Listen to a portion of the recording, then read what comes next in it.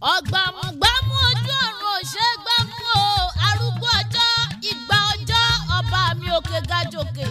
ó tún di ìlú Ìbàdàn nílé Olúyọ̀lé lọ́dọ̀ Àbíkẹ́ tèmi gbajúmọ̀ aya gbajúmọ̀ owó màmá Dọlápọ̀ aláṣẹ àtolùdarí iléeṣẹ́ Moríṣẹ́ládé store àfíjú oní provision lálàyà bí àgbà boundary market aya àkòyí ẹ̀ṣọ́ tó dúró re the queen in Táyé Oscars Palace happy birthday àǹtí Àbíkẹ́ tèmi